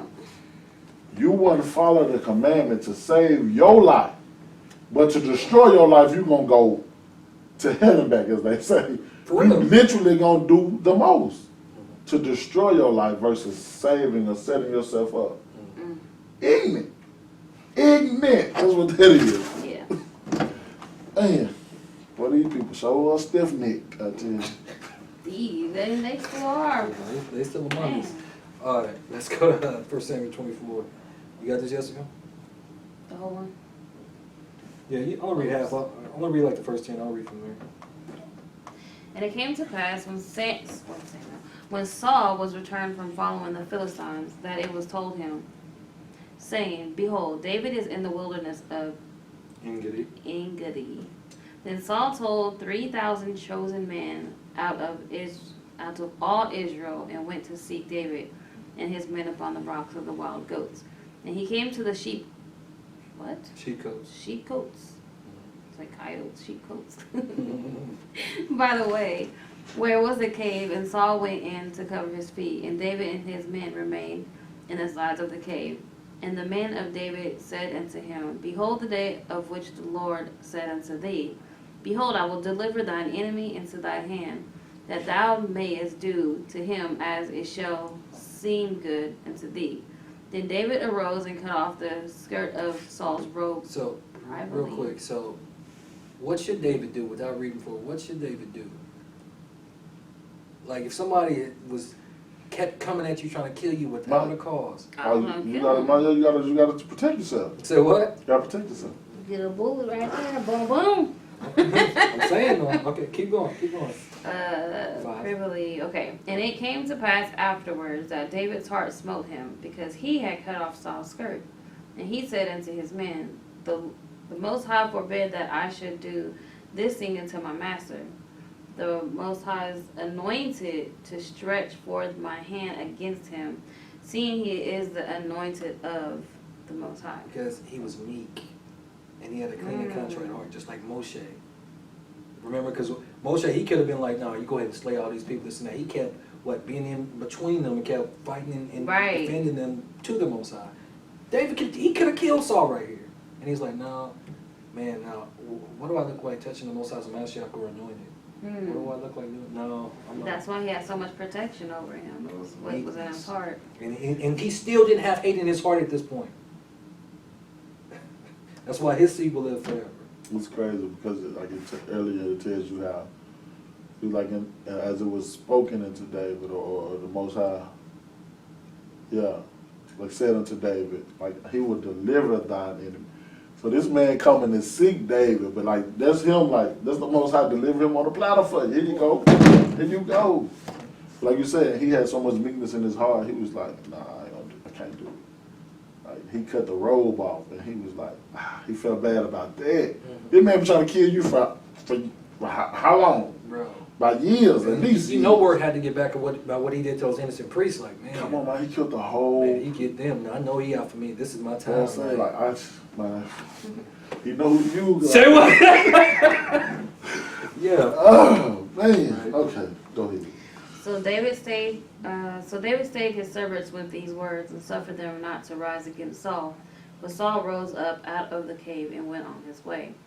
David also arose afterwards and went out of the cave and cried after Saul, saying, My lord the king. And when Saul looked behind him, David stooped with his face to the earth and bowed himself. Is that not what Moses kept doing when the children of Israel kept coming in? They just bowed themselves to them? Mm-hmm. And David said to Saul, Wherefore hearest thou men's words, saying, Behold, David seeketh thy hurt. Behold, this day thy eyes have seen that the Most High had delivered thee to the day into mine hand in the cave. And some bade me kill thee, but my eyes spare thee, and said, I will not put forth mine hands against my Lord, for he is the Most High's anointed. Just not the anointed. I was just saying, see, by this time he didn't even know. So, like you said, he could have killed him, and he would have been in good standing with the Most High, because dude ain't known it no more. But he's still giving them that respect. Like Give him you that. were anointed at some point in time by the Most High, so I'm not going to let my hands get up on you. Right. I'm not Even though I was already, I had my whole head covered with oil, and I know that I've been prophesied to be the next king, but it's not going to be by my hand. He's like, nah, it's not going to be by me. Ready? Mhm. Moreover, my father, see the skirt of the robe in my hand, for in that I cut off the skirt of thy robe, and killed thee not. Know thou, and see that there is neither evil nor transgression in my hand, and I have not sinned against thee, yet thou huntest my soul to take it. The Most High judge between me and thee, and the Most High avenge me of thee, but my hand shall not be upon thee. As said the proverb of the ancients, wickedness proceedeth from the wicked, Ooh. but my hand shall not be upon thee. That's deep. After whom is the king of Israel come out? After whom dost thou pursue? After a dead dog? After a flea? The Lord therefore be judged, and judge between me and thee, and see, and plead my cause, and deliver me out of thy hand. And it came to pass, when David had made an end of speaking these words unto Saul, that Saul said, Is this thy voice, my son David? And Saul lifted up his voice and wept. And he said to David, Thou art more righteous than I, for thou hast rewarded me good, whereas I have rewarded thee evil. And thou hast shewed this day how that thou hast dealt with me, for as much as the Most High had delivered me into thy hand, thou killest me not. For if a man find his enemy, will he let him go well away? Wherefore the Lord, the Most High, reward thee good for thou that hast done to me this day. And now, behold, I know well that thou shalt surely be king, and that the kingdom of Israel shall be established in thy hand. Swear now therefore unto me by the Most High that thou wilt not cut off my seed after me, and that thou wilt not destroy my name out of my father's house. And David swore unto Saul, and Saul went home. But David and his men gat them up unto the hold. Okay. So David's being righteous. He said, let the Most High judge between us. So he couldn't say anything because he knew, like, man, you could have had me, man. So it seems like it's peace now, right? It seems like it's a little bit of shalom. Like Saul, maybe Saul was humble now, right? No, dude, I thought, I was Let's go to 26. Yeah, right. like, come on. She said, you're right. It's too good. I'm like, no. He was willing to put literally the enemy over people to take this man out, and no. Right now, he's just like, yeah. And then he getting used the close to enemy him. to kill our own people. Like, you can't. Oh, that's, Yeah, I wrote down 1 the Samuel wrong 26, 1 through 4, Great. then 7 through 19, and then verse 25. Okay, so I'm just gonna put this. I wrote down the wrong thing. Okay. This is 26. Okay. Was that Ziphites? I'm about to leave here in a minute though. Okay. And the Ziphites came unto Shaul to Gibeah, saying, Doth not Daud hide himself in the hill of Hakaliha, which is before Jeshimon? Then Shaul arose and went down to the wilderness of Ziph, having 3,000 chosen men of Israel with him, to seek David in the wilderness of Ziph. Didn't he just, like... So apparently he tried to kill David again. He is. And David fled again. He definitely is, man. I don't know why people are calling me now. Okay. And Shaul pitched in the hill of Helikah, which is before Jeshimoni, by the way, but Daud abode in the wilderness, and he saw that Shaul came after him in the wilderness. David therefore sent out spies and understood that Shaul was come in very deed to kill him, in other words. Jumping down to 7. So Daud and Abishai came to the people by night, and behold, Saul lay sleeping within the trench, and his spear stuck in the ground at his bolster. But Abner and the people lay around about him.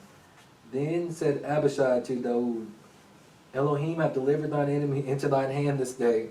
Now therefore let me smite him, I pray thee, with the spear, even to the earth at once. And I will not smite him the second time. All I need is one strike. I was just gonna say, it's like that sniper, like, I got the clean shot, let me take it. Right. He had a I shooter. know it's going, I'm good. He had a shooter. Like, nah. He said, I ain't gonna need a second. So let's see what Daud says. And Daud said to Abishai, Destroy him not, for who can stretch forth his hand against Yahuwah's anointed and be guiltless? Daud said furthermore, As Yahuwah liveth, Yahuwah shall smite him, or his days shall come to die, or he shall descend into battle and perish. Yahuwah forbid that I should stretch forth mine hand against Yahuwah's anointed, but I pray thee, take thou now the spear that is at his bolster, and the cruse of water, and let us go. So Daud took the spear and the cruse of water from Shaul's bolster, and they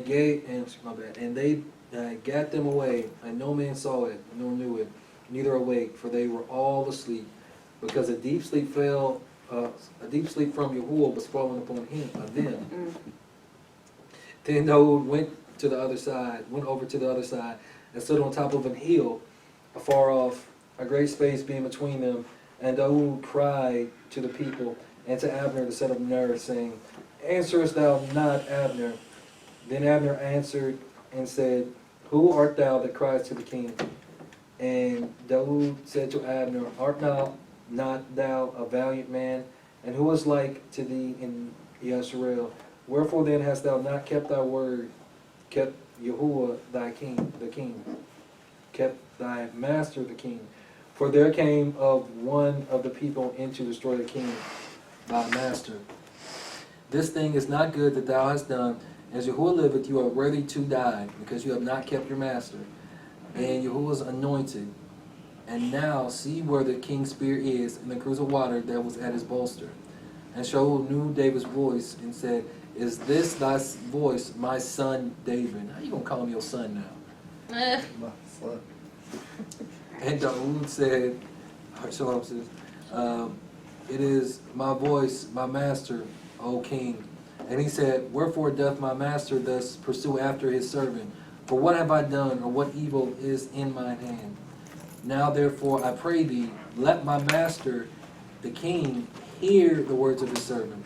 If Yahuwah have stirred thee up against me, let him accept an offering. But if they be the children of men, cursed be they before Yahuwah.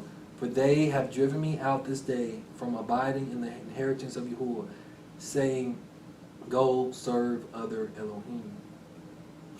I'm going to start from 21. Then said Shaul, I have sinned. Return, my son Daud, for I will no more do thee harm, because my soul was precious in thine eyes this day. Behold, I have played the fool, and have erred exceedingly. And Daud answered and said, Behold the king's spear, and let one of the young men come over and fetch it. Yahuwah rendered to every man his righteousness and his faithfulness, for Yahuwah delivered thee into my hand today. But I will not stretch forth my hand against Yahuwah's anointed. And behold, as thy life was much set by this day in mine hands, so let my life be much set by in the eyes of Yahuwah, and let him deliver me out of all tribulation. Then Shaul said to Daud, Blessed be thou, my son Daud. Thou shalt both do great things, and also shalt still prevail. So Daud went on his way, and Saul returned to his place. That's ridiculous. What's ridiculous? Man, Saul, like, he's pathetic, man. Bro, then you got the nerve to call him your son. I was just thinking about her. When Barry Man and Lil Wayne got into it, he was like, that's my son. They put the video. Now that's your son, you taking millions and millions, tens of millions from this man. But nah, man, that's pathetic. And it's like, so the Most High put a deep sleep over all of them, and like just basically like easy for the taking. And David's still like, David like, nah, I just grabbed on it, just man, get your spear and get the water, man. Yeah, got a long journey. And so who was this Abner? Who was he? One of David's mighty men, one of his, I'll say, I don't want to call him a weapon of war, but he was a warrior. Like, you should definitely read both of the books of Samuel, man, because them people, boy, talking about fighters, like, they was about that action, as they say. All right, first Samuel 28, verses 5 through 22. You got this real quick? Mm-hmm. Almost done. This, that, and should be one more. Right. 5:22. Right. And then Saul saw the host of the Philistines. He was afraid, and his heart greatly trembled. And when Saul inquired of the Most High, The Most High answered him not, neither by dreams nor by your what's that? Urim. Urim nor by prophets. What's Urim? Yeah, I'm not still that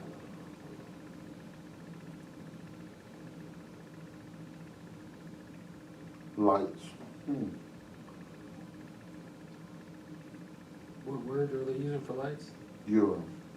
No, what was the? Oh, Urim is. What was it? Urim? Or. So it's by flame, I guess, by flame or fire. Got it. Oh, I okay. guess so. He by answered them. sacrifice. Oh, by sacrifice. Oh, Because you said by flame or fire, right? yeah. Someone's kept in a pouch or happy spirits, the oracle of brilliancy of. But I Yeah, guess flame, like light or fire. Yeah, maybe. the burning bush or so, something like that. I guess I don't know. But he said he didn't answer him. 'Cause I know sacrifices usually what we send up to. Got it. Then Saul said unto his servant, seek me a woman that hath a familiar spirit, that I may go to her and inquire of her. And his servant said to him, behold, there is a woman that hath a familiar spirit at Endor. So now he's looking for basically like a fortune teller or something. A different familiar spirits, a different Elohim. So it's not the Most High, but it's something like something to. So now we're not supposed to go to anyone that we're supposed to suffer not of which to live. We're literally supposed to kill people that do deal with some familiar spirits in our land. And so since the Most High is not answering, he's like, well, let me go see this fortune teller real quick. It's ridiculous. And Saul disguised himself. And put on other raiment, and he went and 2 men with him. And they came to the woman by night and he said, I pray thee divine unto me by the familiar spirit, and bring me him up, whom I shall name unto thee. And the woman said unto him, behold, thou knowest what Saul had done, how he had cut off those that have familiar spirits, and the wizards out of the land. Wherefore then layest thou a snare for my life, to cause me to die? And Saul swore to the woman by the Most High, saying, as the Most High liveth, thou shalt no punishment happen to thee for this thing. And then said the woman, whom shall I bring up unto thee? And he said, bring me up Samuel. So Samuel died already? Or? Samuel died. And when the woman saw Samuel, she cried out with a loud voice. And the woman spake to Saul, saying, he has thou deceived me, for thou art Saul. And the king said unto her, be not afraid, for thou sawest thou. For what sawest thou? Yeah. And the woman said unto Saul, I saw gods ascending out of the earth. And he said unto the woman, what form is he of? And she said, an old man cometh up, and he is covered with a mantle. And Saul received that it was Samuel. And he stopped with his face to the ground and bowed himself. So now he's trying to worship Samuel.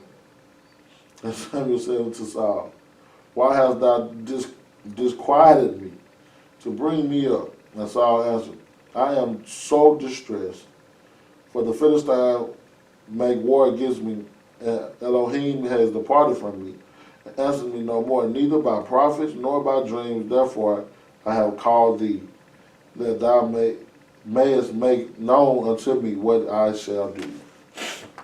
Then said Samuel, wherefore doest thou ask of me, seeing the Most High is departed from thee, is become thy enemy, and is become thy enemy. Now you're an enemy of the Most High?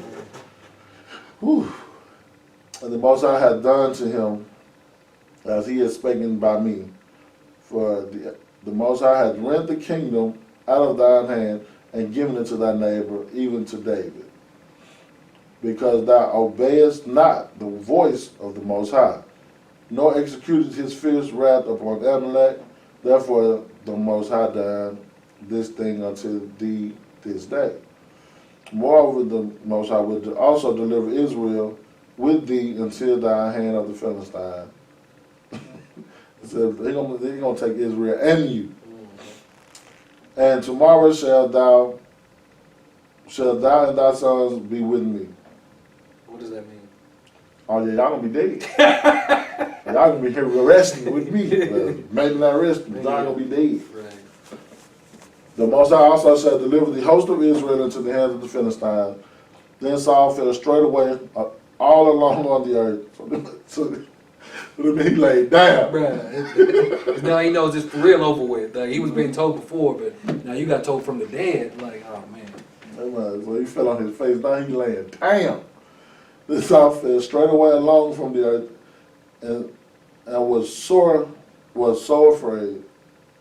Yeah, so afraid because of the words of Samuel. And there was no strength in him. Ooh.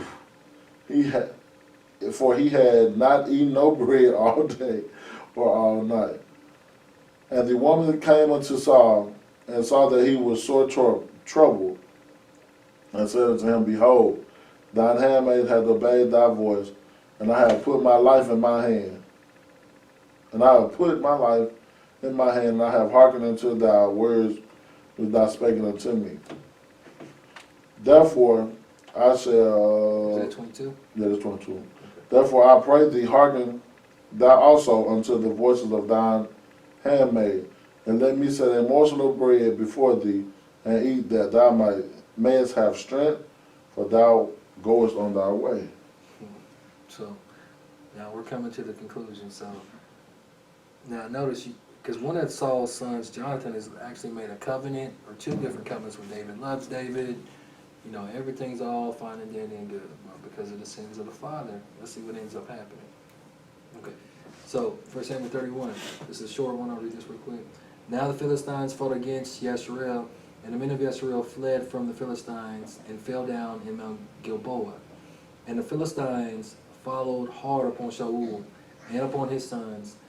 And the Philistines slew Jonathan, Abinadab, and Malchishua, his son, Shaul's sons. And the battle went sore against Shaul, and the archers hit him, and he was sore wounded of the archers. So the hate in his heart ended up killing all of his sons. And wounded him at the moment.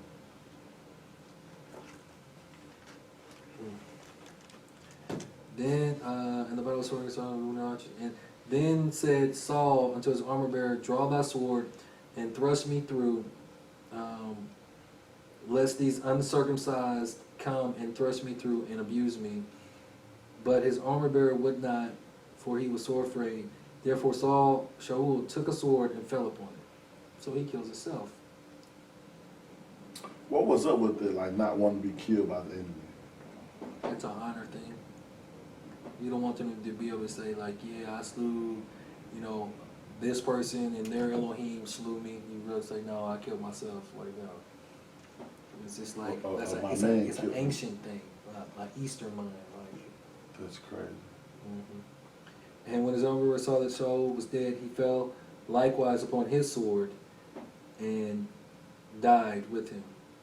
So Shaul died, and his 3 sons, and his armor bearer, and all his men that same day together. So not just him, all of his men died.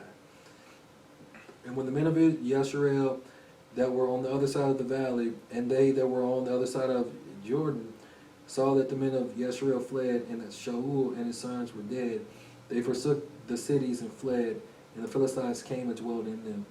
And it came to pass on the morrow, when the Philistines came to strip the slain, that they found Shaul and his 3 sons fallen in Mount Gilboa, and they cut off his head, and stripped off his armor, and sent it into the land of the Philistines round about, to publish it in the house of their idols among the people. And they put his armor in the house of Ashtaroth, and they fastened his body to the wall of Bethshan. And when the inhabitants of Jabesh Gilead heard of that which the Philistines had done to Shaul, all the valiant men arose and went all night, and took the body of Shaul and the bodies of his sons from the wall of Bethshan, and came to Jabesh, and burnt them there. And they took their bones and buried them under a tree at Jabesh and fasted 7 days. So I completely had looked over that. They burned his body because it was in an idol's temple, I guess. Because you don't see them do that to just normal I people. was just going to say, yeah. I thought it was. And then the last one, 2 Samuel 21, we can call it. So we see that they went to at least one generation, his wickedness.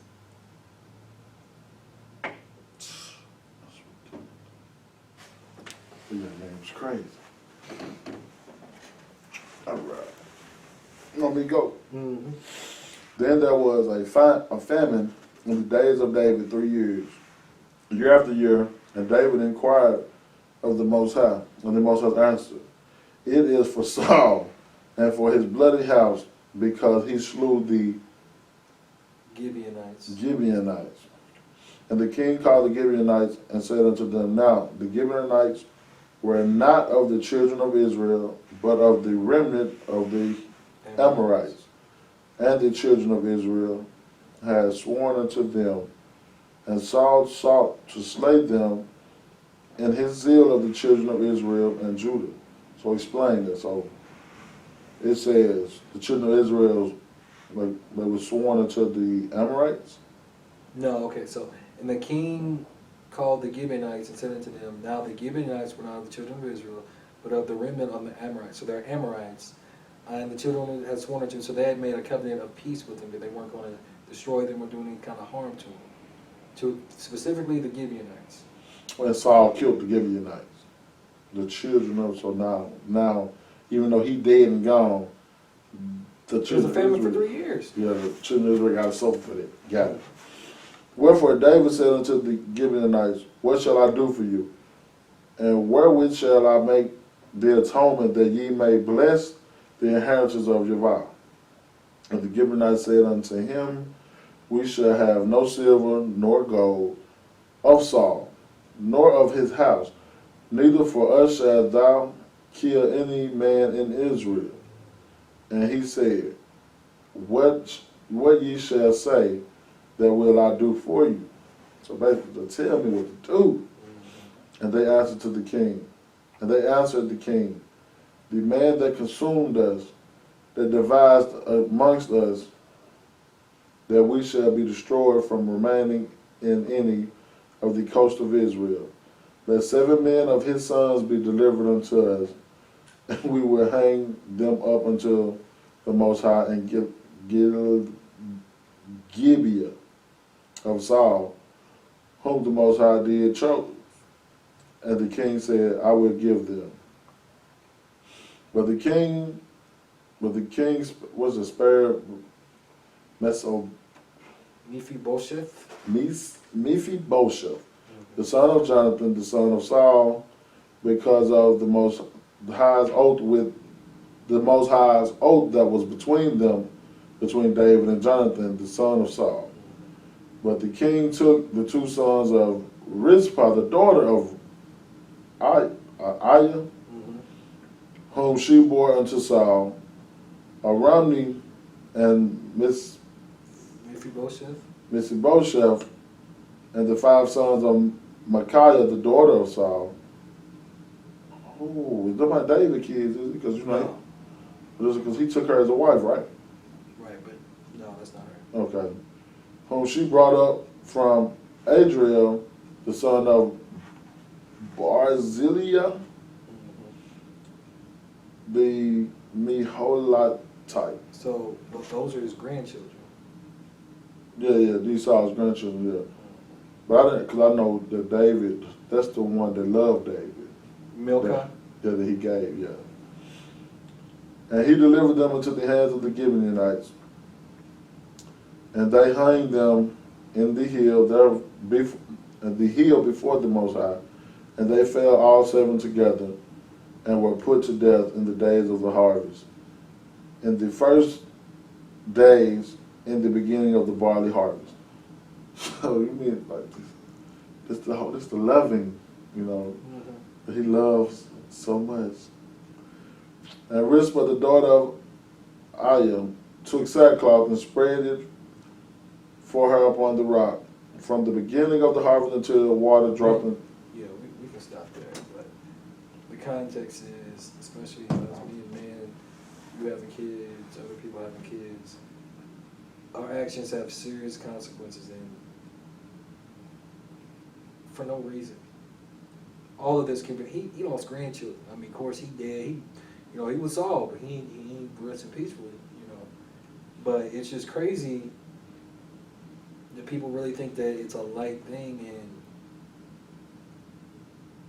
literally got his grandkids killed, got his own children killed because of his wickedness and because after all him doing all that, you didn't see him going back to the Most High, even trying, not crying out, not praying, not burning sacrifices that were worthy to the Most High. He was just like, no, I'm just going to kill him. Like you said, anybody but him, man. Anybody but him. Like you said, just to the point to where, like, even when he went to the Most High, it was for selfish reasons. Because that wasn't to atone for his sins. It wasn't to. So at that time, because we have the priesthood, so that means the priest was supposed to sacrifice to the Most High. So even if he tried to sacrifice, because that's what I got out of it when he tried to sacrifice, because like he was, and when he first seen it was he had word from Samuel wait 7 days. So he was like, well, he ain't came, so I'm just gonna make this sacrifice up unto the Most High. It was like you was out of line right there. For one, you didn't wait. For two, why did you sacrifice? You're not Levite. And he wasn't after the order of Melchizedek either, like David was. So crazy. And even in that, he had good intentions, but he did not obey. Obedience is better than sacrifice. And from then on, it just tumbling here. To the third generation. Got him, his second generation through his sons, and even his grandchildren killed because of his wickedness. The wickedness of one person. What was that? So he had 3 sons die with him, so that's 4 people. And then 11 people ended up dying. Probably more. But this was on record. Mm-hmm. It's crazy. Yeah. And the crazy part about it, Polar Jonathan, like he was right there with David. Like him and David was supposed to be cool. And the curse fell upon him. Still, and his sons. Because it's like, no, he took Jonathan's son. Yeah, but I guess by Jonathan being righteous, he saved his generation. Right. So through Jonathan and that seed, like they have a chance. Now it don't take much, like to get back out of that. But yeah, because if it wasn't for Jonathan being righteous, Saul would not have had a male son to his name, basically. Only because of Jonathan's righteousness, and he still had to pay for the sins of his father, which is. That's crazy. That's all I got. You want to pray us out? Yes. Heavenly Father, we just come and say thank you for your learning, your teachings. And we just thank you for the people that you set on earth. And this his side of earth that we can fellowship with and have these readings and teachings. We ask and pray that you continue to impart your truth upon us. And anytime your Holy Spirit is always welcome. Father, we ask and pray that you keep us forever in your care. Lead us, guide us, and strengthen us. Watch over us. Give us for all our sins, we pray. Please be the blessing of the daughter, son, in Yeshua's name. Amen. Shalom, shalom. Shalom.